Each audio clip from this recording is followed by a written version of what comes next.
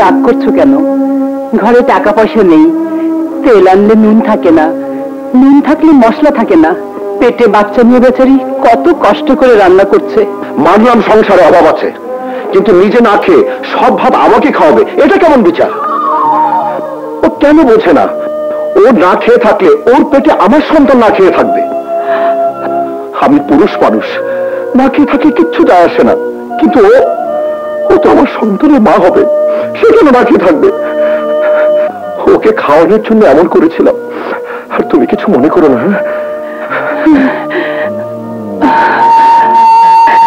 নিজে খাবে না, আমি কেন খাবো?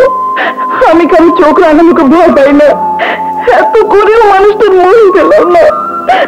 রাগ করে ভাত না খেলে নিজেরই ক্ষতি। দেখুন না টিচার, যা ইচ্ছে তাই ব্যবহার করলো, মারা ভাত ফেলে চলে গেল।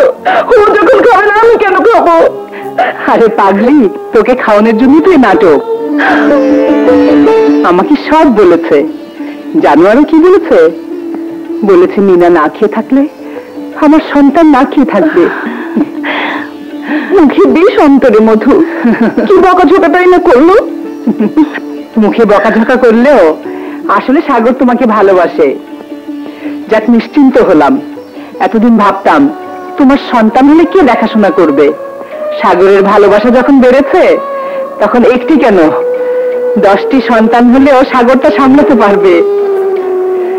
যে জন্য তোমার কাছে এসেছিলাম, রাঙামাটি থেকে মাসুম চিঠি লিখেছে, রেখাও সন্তান সম্ভবা, এই মাসেই ডেলিভারি হবে, আমাকে যেতে বলেছে। তোমার কথা ভেবে এতদিন যাইনি।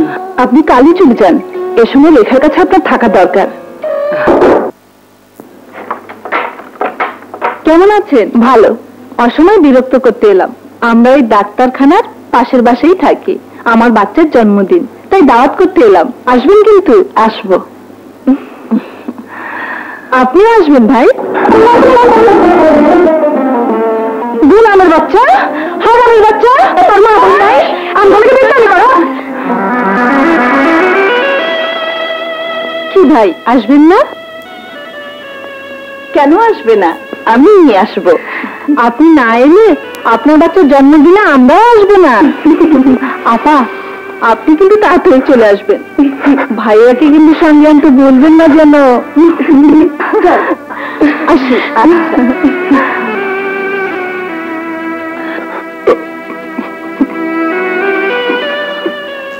কাঁদছো কেন? আমার বলো লক্ষ্মীটি, কি করছো? আমি তোমার কাছে চিরঋণী থাকবো বউ। জীবনে কত অন্যায় করেছি, পাপ করেছি, কত মানুষের অভিশাপ নিয়েছি, তার কোনো হিসাব নেই। যারা আমাকে ঘৃণা করতো, আজ তারাই আমার ঘরে এসে দাওয়াত করলো, ভাই বলে ডাকলো। সবই তোমার জন্য। তোমার জন্য মানুষ সেই অমানুষটাকে তাদের কাছে টানছে, কিন্তু আমি কি মুখ নিয়ে তাদের কাছে যাব? কি মুখ নিয়ে তাদের কাছে যাব?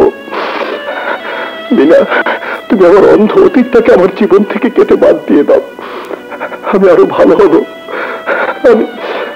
আমি তোমার মতো হতে চাই।